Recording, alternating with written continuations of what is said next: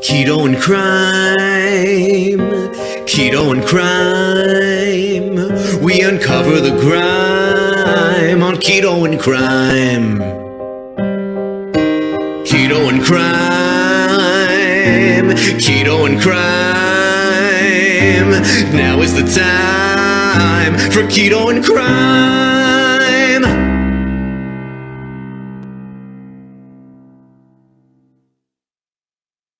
Hey everyone, Tracy here from Keto and Crime. Thank you so much to every single one of my patrons and channel members. You make this possible. And you're one of the reasons I do this. And I thank you from the bottom of my heart. And if I haven't said it before, thank you. I'll sing it. Thank you. Thank you for hanging in there with me and letting me geek out, not making fun of me like a lot of other people do, because I like weird stuff about crime and dark history. Thanks, everyone. Hey, everyone. Welcome to Keto and Crime. Today I have my video on Joseph Goebbels. That's right, Magda's husband, the Nazi propaganda chief. I mean, I have to say something. Take a look at this guy. How is this guy the toast of Germany? I mean, look at him. I mean, Pee Wee Herman would describe this guy, but you know, I don't know. I don't pretend to know, but it just seems very, very weird. But so what I have for you today is another video where I'm only going to be on screen a little bit, as is this intro. The rest of it, I found some propaganda video and speeches from Goebbels that I thought you would enjoy seeing with my narration over it, so I hope you enjoy that. I do not own the footage. I gleaned them from a couple of different sources off of the interwebs, so definitely enjoy them. I'm not promoting this stuff. I only thought it would be just a nice accoutrement to this video. Also, the winter tree has finally become a Valentine's tree. Just to let you know, I'm not a holiday behind. If this is your first time here, my tree changes with the seasons and the holidays. I'm not a crazy Christmas tree lady that keeps it up all year. So, at least that's what I tell myself. But anyway, thank you so much for joining me today. Hope I earn your subscription if you are not already a subscriber. And without further ado, let's dive in. Paul Joseph Goebbels was born October 29th, 1897 in Reit. It is near Dusseldorf, Germany, which is the 6th largest city in Germany, at least at the time. Both of his parents were Roman Catholics, and they led a very modest middle-class type of lifestyle. His father, Fritz, was a German factory clerk, and his mother, Katharina, who was Dutch and German, was a homemaker. He had 5 siblings: Conrad, Hans, Maria, Elizabeth, and another Maria. Mostly because younger Maria, who was born in 1896, passed away that same year.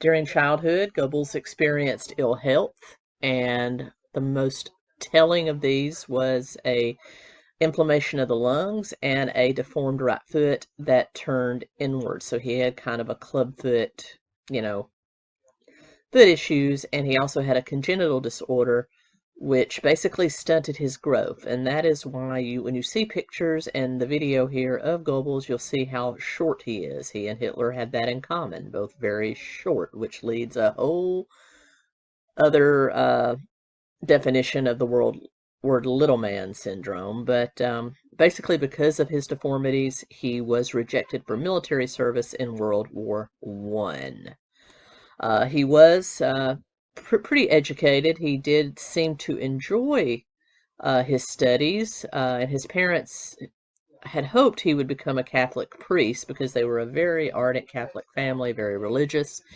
But he seemed to have a great love of literature and history, and he studied at a couple of different universities by scholarship.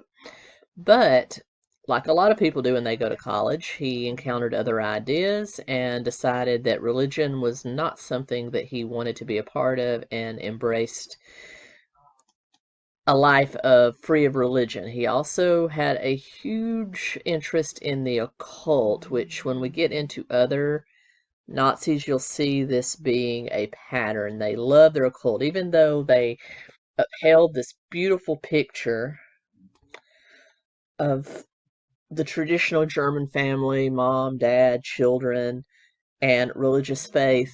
A lot of the Nazi or Third Reich leaders were not religious. They believed that, like, you know, unfettered capitalism and communism and other things, the church is just one of those things that was an obstacle to power. So they were vehemently anti-religious too. So he had some of these own ideas even before he became part of the Third Reich. In addition to having a love of the occult, he also became very, very enamored with the love of filmmaking, and this would go into his later career as well. At this time, silent films and newsreels were a burgeoning industry, and he would use those to his advantage. He was also suicidal. He had attempted suicide at least 3 times with various breakups with girlfriends. He was a womanizer. He pursued tons of women.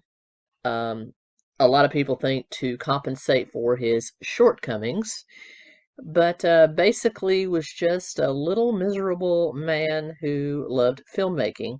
And he was also kind of a narcissist in the fact that he really believed that people would want to read what he wrote, and so he began journaling at a very young age, and his journals, which you can find now, are a day-by-day growth of a man descending into madness as well as the growth of the Third Reich. He wrote his doctoral thesis at the University of Heidelberg on a 19th century romantic dramatist by the name of Wilhelm von Schultz, and had hoped to take that same road, but unfortunately he did not, even though by 1940 he had written 14 books. He had written most of them after earning his PhD in literature in 1921. After college, he did return home and started working as a private tutor and a journalist. He was published in his local hometown newspaper, and he began to show what would become a lifelong disdain for the Jewish people. He was a vehement anti-Semite. He also was very anti-religious, and a lot of his writings, his books, his articles, everything would show that.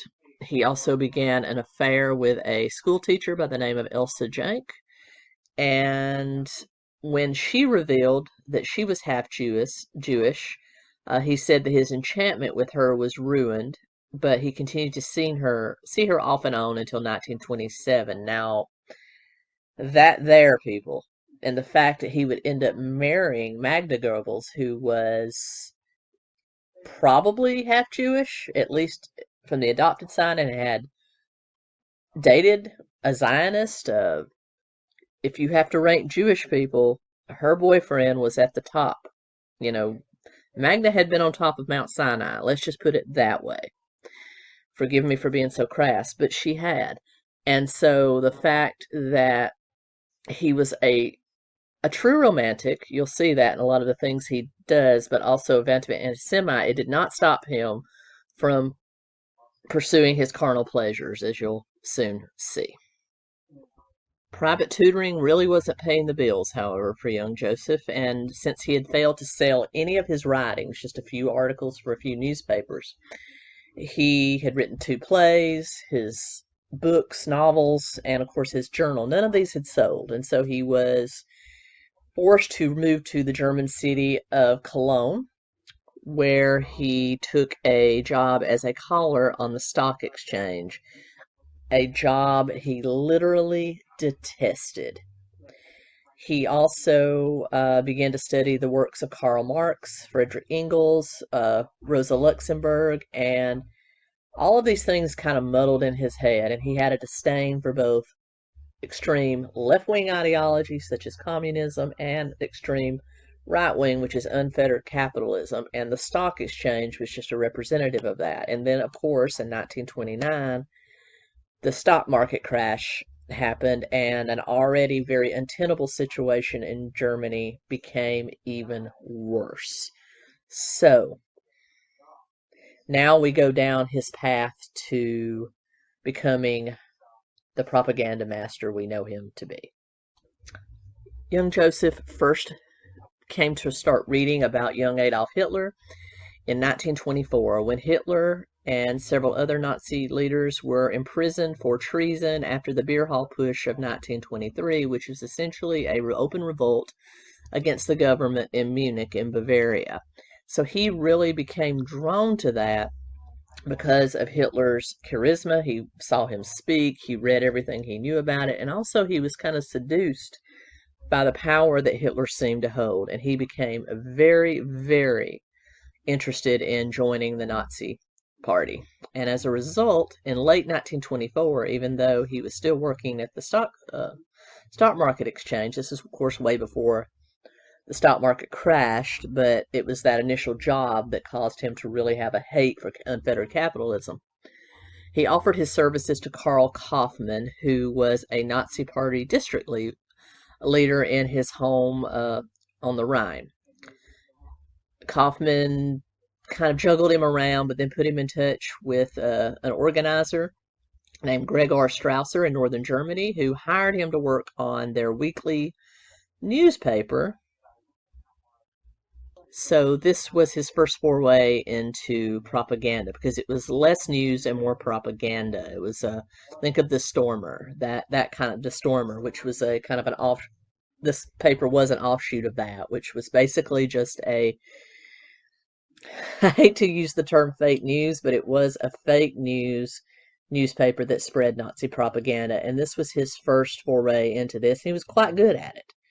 He also became a national secretary for the Nazi Party, not secretary as he was in leadership, but he began to take on all the secretarial and transcribing duties of the local Nazi Party.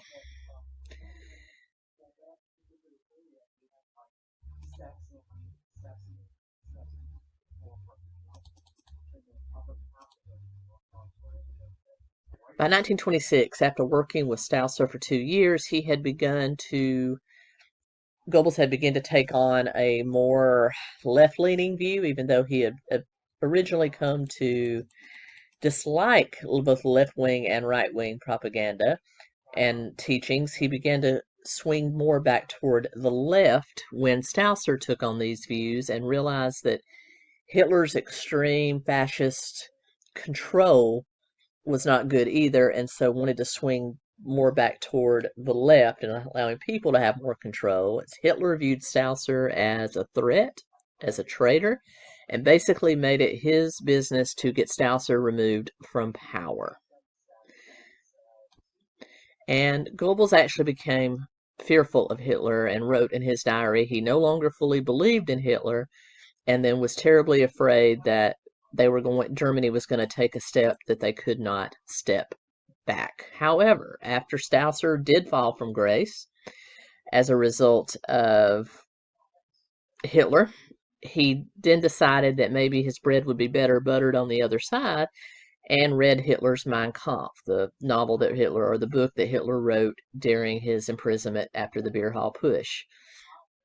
And he began to kind of agree with Hitler, and he even gave a speech at the local level called Lenin or Hitler, where he basically condemned communism. This dude, have you noticed that this dude just can't make up his mind? That's a key problem with him, and kind of bounces between leader to leader, believing in one person or the other. So it was Stausser, now it's Hitler.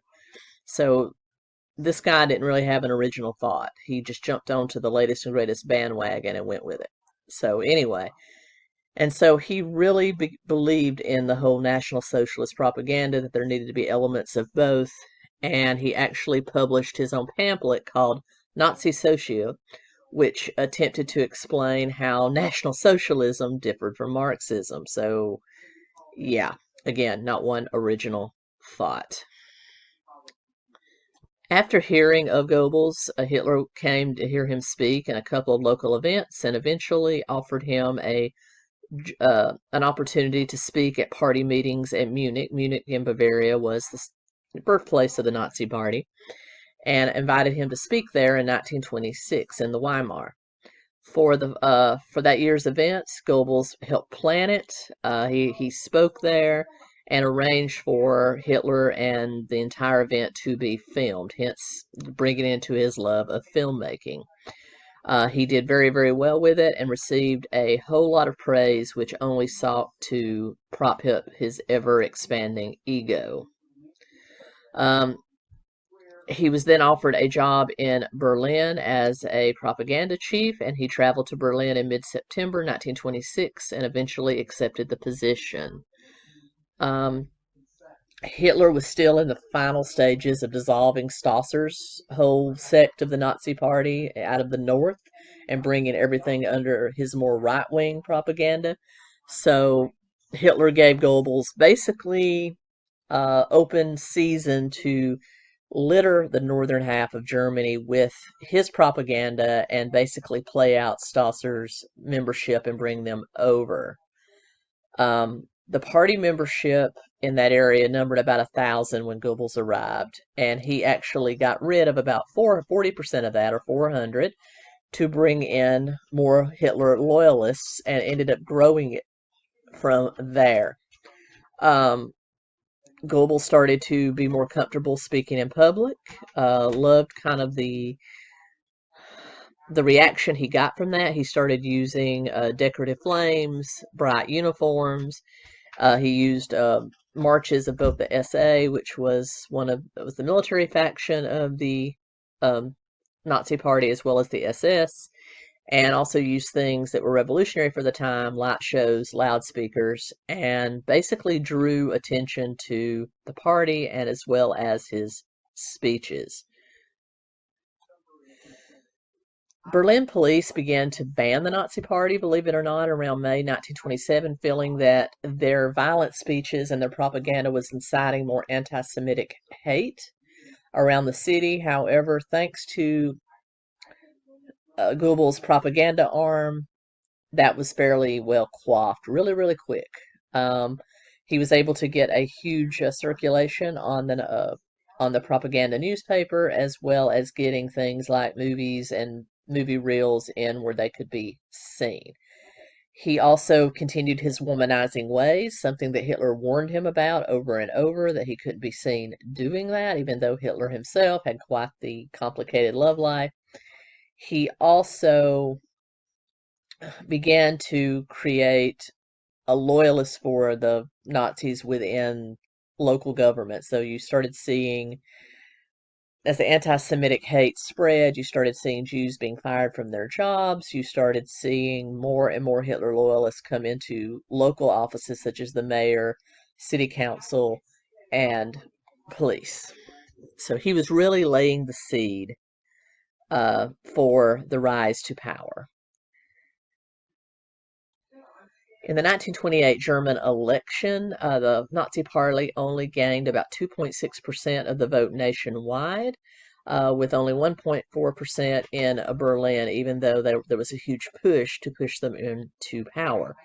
Goebbels began to speak out against illegal elections, all this stuff, and basically began more and more propaganda to bring people over to their side. Mainly they were popular because they offered to do away with the disastrous results of the Treaty of Versailles. And so that is what he himself honed in on, trying to propel the Nazis into power. And then in 1929, the stock market crash, hyperinflation, all the economic disasters we've talked about in Germany hit, and the Nazis' stance on bringing Germany back to its former glory began to take hold. And in the subsequent elections, the Nazis won bigger and bigger percentages of the parliament, and eventually got, with a coalition of moderates and basic conservatives, they were able to get Hitler appointed chancellor under President Paul Hindenburg, who did not like Hitler at all, but decided that perhaps it was better to put him into a position of power where he could be watched, and allowed him to take that position, and they figured they could control him. This coalition of conservatives and moderates figured they could control Hitler, but unfortunately did not happen. Once he was appointed chancellor and Hindenburg had died, they basically, with Goebbels' careful propaganda, they were able to fake a arson of the Parliament building, declare martial law, and now we have Hitler as Supreme Chancellor and dictator. And it was from here that the Nazis did things to clear out their own party. The SA was pretty much dissolved and reorganized into the SS. Many of the SA leaders, which we'll talk about this later, we'll talk about them in a video on Ernest Röhm, they were killed in the Night of the Long Knives to remove any leftovers, within the Nazi Party that did not fully agree with Hitler. They were purged, and basically the propaganda ministry was created. And this is how the Nazis were able to seize and hold on to power, is the power of the written word, the power of film, and the power of Goebbels. I mean, he was good at what he did. We have to give him credit for that. He was appointed chief of the propaganda ministry by 1938, and that was actually divided into 7 departments. He had the administration and legal, mass rallies, public health, youth, race, radio, national and foreign press, films and film censorship, art, music, theater, and protection against counter-propaganda. Now, how did all this happen? By mass censorship. Book burnings, film burnings, banning of materials from other countries were the word of the day. There were mass burnings of films, newsreels, and books all over Germany. Anything that was anti-Hitler, anything that could possibly get anyone to think maybe there's a better way, was burned, and it was replaced with works by Goebbels that just put Hitler up as the god of the world. Among Goebbels' favorite thing was the Reich Film Chamber, which had to replace all those Western and other European films that were now banned, and he made use of it by producing some of the most popular films in Germany at the time, with some of the most popular actresses in Eastern Europe, and he busied himself doing that while still carrying on his womanizing ways. Among one of the most celebrated films of the time was The Triumph of the Will, which is one of Goebbels' propaganda films that was released in 1935 that kind of showed the triumph of the Aryan will over all other things that would bring them down. It's also, scenes from it are also included in this montage that you're watching. He was also heavily involved in the planning of the 1936 Summer Olympics, which were held in Berlin. He and Hitler's architect, who will also be getting his own video, Albert Speer, worked very, very tirelessly on putting that together. I will put a note here that this is when Jesse Owens, the African-American sprinter from the United States, humiliated the superior German athletes and Hitler many, many times at those Olympic Games, and it was a great thing. He also met a woman that would almost be his downfall at the Olympic Games, and also working on Triumph of the Will, and that was his affair with Czech actress Linda Barova, whom he would see from 1935 until 1938. And as you remember from our video about Magda Goebbels, this is the one that Hitler basically forced to leave the country to keep Goebbels from seeing. 2 other major things that Hitler's propaganda and Goebbels' propaganda allowed the Nazis to do was to prosecute the church, both Lutheran and a Catholic. Many, many clergy were arrested and executed during this time. That's a little known fact. And of course, the Holocaust and the persecution of anyone that was not a full-fledged German Aryan master race. And it was both his propaganda that allowed for the hate to spread across Germany, and his propaganda that told Germans that what they were doing to the Jews, the homosexuals, the clergy, and the gypsies was okay and for the good of them all. He also, when Hitler began his power grab of former German and Austrian territories, including up to the 1939 invasion of Poland, he also told the Germans that this was for their own good as well. And people got on it. This was like an uber nationalist time. They were coming out of a very bad period. Things seemed to be improving because a lot of the public works and things that Hitler was doing, and people really jumped on that train. And of course, there was always Goebbels' family life. He married Magda and had 5 children, all the time carrying on many relationships. Seemed to ignore the fact that she herself was part Jewish, and basically was the model first family for the Third Reich. If you want to hear more about their family life, then check out my video on Magda. I'll link it right up here. But basically, it was a very contentious relationship. There was no love lost between them. They literally hated each other and found that it was better for them not to speak and not to be around each other, or they would end up fighting. And according to most historians, Hitler served as their marriage counseling, which, as a good friend and subscriber of the channel said, that must have been involved a lot of them screaming in their head. So there you go. They named all 5 of their children. Their names began with the letter H in honor of Hitler, and they were very sycophantic and loyal to Hitler. They had made a great deal of money because the propaganda ministry bought a lot of those unpublished, unsold writings of Goebbels and made him a very rich man. In addition, when everything began to fall apart for Germany and they could no longer spin it, the people were seeing the writing on the wall. They were seeing the devastation and the starvation and what was going on in the concentration camps. He and Magda and their 5 children left their home and traveled to the Reichschancellery bunker at the end of in mid 1945 to join Hitler and his wife Eva Braun for their final days. And in the end, they poisoned their 5 young children, ranging in ages from 4 to 12, and then they committed suicide themselves. That is Joseph and Magda. And such ends the entire Goebbels family. Again, I've already done a video on Magda, which has more information on the family life, since she was mainly the purveyor of that. You can see that by clicking the link above.